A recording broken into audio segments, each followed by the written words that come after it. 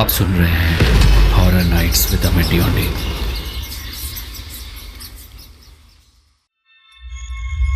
आज की कहानी है भूत।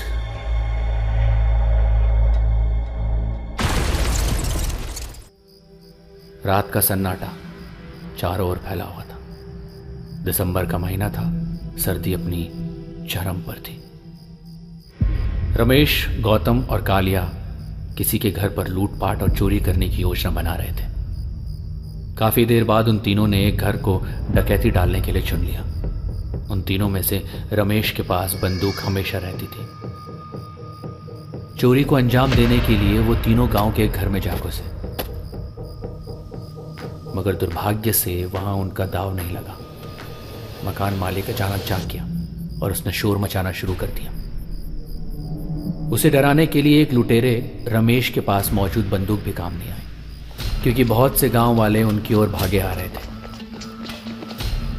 वो तीनों सारे गांव वालों का मुकाबला कैसे कर सकते थे? फिलहाल उन तीनों ने वहां से जान बचाकर भागने में ही भलाई समझी। वो तीनों भागते भागते गांव के बाहर एक कुएं के पास जाकर रुक गए और बुरी तरह से हाँफने लगे। कड़कड़ाती ठंड में भी उन तीनों के शरीर से पसीने की धाराएं बह रही थी। कुछ देर रुकने के बाद उन तीनों ने जाने के लिए कदम आगे बढ़ा ही थे कि अचानक रमेश के दिमाग में एक तेज धमाका हुआ। वो अपने साथियों की ओर गौर से देखने लगा। उसे अच्छी तरह याद था कि वो 3 लोग थे, फिर ये चौथा कहाँ से आ गया? एक बार को उसे ऐसा लगा कि उसे कहीं धोखा तो नहीं हुआ है।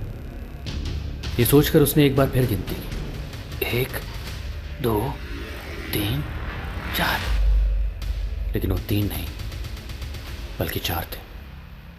तभी उन सबको गांव वालों की आवाज़ सुनाई देने लगी। गांव वालों की आवाज़ें सुनकर गौतम, कालिया घबरा कर भागने लगे कि तभी रमेश चिल्लाता हुआ बोला, रुक जाओ सभी साथी, रुक जाओ। हैरान परेशान सभी रुक गए और रमेश की तरफ प्रश्नवाचक नजरों से देखने लगे। गौतम उसकी इस हरकत से भिन्ना गया। क्यों बे, मरवाएगा क्या? अचानक से हमको रोक कर क्या करने वाला है तू? वो गांव वाले यहां पहुंचकर हमें मार मार कर छछूंदर बना देंगे तो? गौतम की बात पर रमेश फुसफुसाते हुए बोला, अबे हमारे बीच कोई और भी है, इसीलिए सभी को रोका मैंने। हम तो 3 ही थे, फिर ये चौथा कहां से आ गया? रमेश की इस बात को सुनकर गौतम और कालिया भी हैरान हो गए और वो भाग कर रमेश की तरफ आकर खड़े हो गए। मगर चौथा अब भी अपने स्थान पर खड़ा था। वो अपनी जगह से 1 इंच नहीं हिला। रमेश और उसके साथी हैरान और परेशान होकर उस चौथे को देख रहे थे। वो काला कुर्ता और लाल पैंट पहने हुए था। अंधेरा और कोहरा होने की वजह से उसका चेहरा ज्यादा साफ नहीं दिख रहा था। गौतम उसकी तरफ धीरे धीरे बढ़ा और रौबदार आवाज में बोला, क्यों बे, कौन है तू और हमारे साथ रेस क्यों लगा रहा है? वो शख्स अब भी चुपचाप खड़ा रहा, कोई जवाब नहीं दिया। गौतम गुस्से में उसकी तरफ बढ़ा, साले तेरी तो। गौतम ने जैसे ही उसके गिरबान की ओर हाथ बढ़ाया, हैरानी से उसकी आंखें फैल गई, क्योंकि वो व्यक्ति हवा में लहरा रहा था। उसके पैर जमीन पर नहीं थे। ये देखकर गौतम की हालत खस्ता हो गई। डर की वजह से उसके रोंगटे खड़े हो गए। वो रमेश और कालिया के पास गिरता पड़ता भागा। भूत, यहाँ से भागो, जल्दी जल्दी। ये सुनकर वो दोनों के होश उड़ गए और उन्होंने देखा कि उस व्यक्ति का चेहरा देखते ही देखते भयानक हो गया। काली रात और घने कोहरे में उसकी आंखें अचानक से किसी बिल्ली की तरह चमकने लगी। उसका चेहरा पूरी तरह से जला हुआ था। उसे देखकर ऐसा लगता था जैसे वो चौथा व्यक्ति किसी शमशान घाट से जलती हुई चिता से उठकर आया। उसने बेहद फुर्ती से गौतम को कसकर पकड़ा। उसकी पकड़ इतनी मजबूत थी कि गौतम मछली की तरह फड़फड़ाने लगा और चीखने लगा, बचाओ बचाओ कालिया, रमेश, गोली चला इस पर, छोड़ छोड़।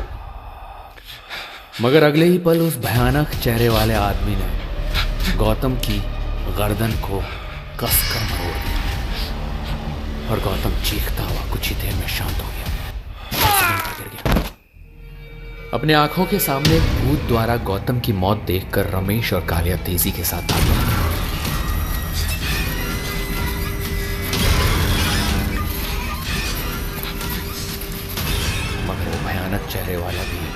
पीछे पीछे जाने लगा। अपनी जान बचाने के लिए रमेश ने अचानक पलटकर उस पर फायरिंग कर दी और फायरिंग के साथ जैसे वो इंसान गायब हो गया। अब वहां पर कोई मौजूद नहीं था। ये देखकर रमेश और कालिया ने राहत की सांस ली, मगर वो दोनों बुरी तरह से डरे हुए थे, ये सोचकर कि उनके पीछे एक भूत लगा हुआ था। कालिया बड़बड़ाने लगा, साला आज का दिन ही खराब था। हाथ कुछ लगा नहीं, ऊपर से एक साथी मारा गया हमारा, और ये बला और हमारे गले आन पड़ी। वो दोनों गिरते पड़ते किसी तरह सड़क तक पहुंच गए। उनका इरादा था कि सड़क से गुजरने वाले किसी वाहन को रुकवा लेंगे और फिर उसे छीन कर वहां से निकल लेंगे। इसी बीच कालिया खौफ से फिर से चिल्ला, वो देख, वो आखड़ा देख। रमेश ने बड़ी फुर्ती से उस ओर देखा और उसने देखा कि थोड़ी दूर पर सड़क की दूसरी तरफ सचमुच वही भयानक चेहरे वाला आदमी खड़ा था। उसके पैर जमीन से तकरीबन 3 फीट ऊपर हवा में लहरा रहे थे। वो उन दोनों को देखकर वहशी अंदाज में हंसने लगा।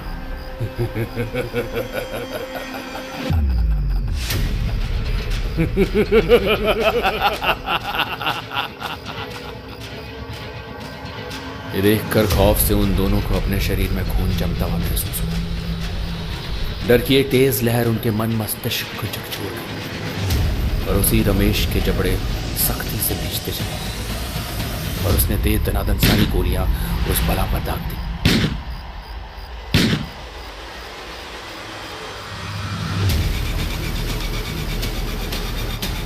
उस पर की गई लगातार फायरिंग से एक बार फिर से वो गायब हो गया। तभी वहां से एक गाड़ी गुजरी और वो दोनों उस पर सवार होकर वहां से निकल गए, मगर जाने से पहले कार के ड्राइवर को उसी सड़क पर गिरा गए, क्योंकि रमेश ने उस व्यक्ति की कार बंदूक के जोर पर छीन ली थी। वो व्यक्ति थक हार कर सड़क के किनारे खड़ा हो गया। रमेश और कालिया समझ रहे थे कि शायद वो दोनों बच गए थे, मगर ये उनकी गलतफहमी थी। आगे सीट पर बैठे कालिया को किसी ने पीछे से अचानक दबोच लिया।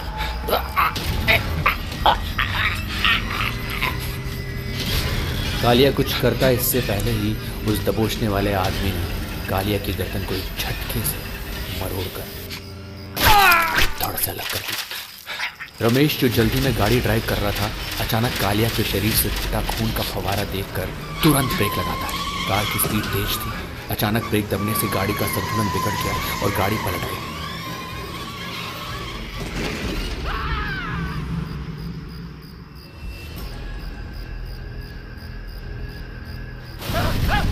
गाड़ी में एक जोरदार धमाका हुआ। देखते ही देखते उस गाड़ी में आग लग गई।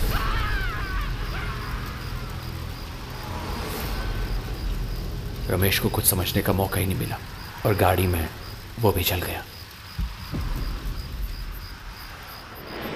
ये मंजर दूर से वो व्यक्ति फटी फटी आंखों से देख रहा था जिसकी गाड़ी रमेश और कालिया ने छीनी थी। दरअसल वो पुलिस वाला था जो उस वक्त सादी वर्दी में ऑफ ड्यूटी घर जा रहा था। अगले दिन गौतम की सरकटी लाश बरामद कर ली गई।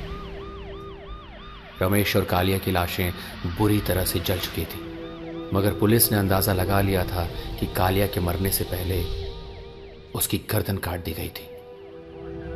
उस पुलिस वाले ने भी एक्सीडेंट होने से पहले कालिया की चीख अपने कानों से सुनी थी। वो इस पूरे मामले की बड़ी गहनता से छानबीन करने लगा।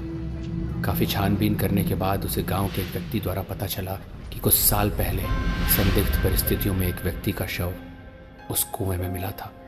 कहते हैं उस व्यक्ति को रात में कुछ लुटेरों ने पकड़कर पैसों की लालच में मार कर ही उस कुएं में फेंका। तभी से उसकी आत्मा वहां भटकती है। शायद वो चोर जब उस कुएं के पास से गुजरे तो वो आत्मा उनका पीछा करने लगी थी। रमेश, गौतम और कालिया कई सालों से लूटपाट करते थे और कभी कभी वो किसी की जान भी ले लिया करते थे। हो सकता है रमेश, गौतम और कालिया ने ही उस व्यक्ति की हत्या की हो। शायद उसकी आत्मा ने उन तीनों से अपना बदला लिया हो।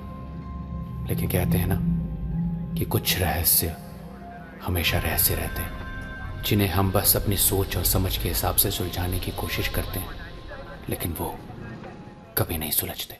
दोस्तों, ऐसी हॉरर स्टोरीज के लिए सब्सक्राइब कीजिए हमारा channel horror nights with Amit डियोनी। बेल आइकन दबाना मत भूलिएगा और अगर आपको पॉडकास्ट पसंद है, ऑडियो स्टोरीज पसंद है, तो डाउनलोड कीजिए हमारा ऐप ऑडियो पिटारा। ऑडियो पिटारा सुनना जरूरी है।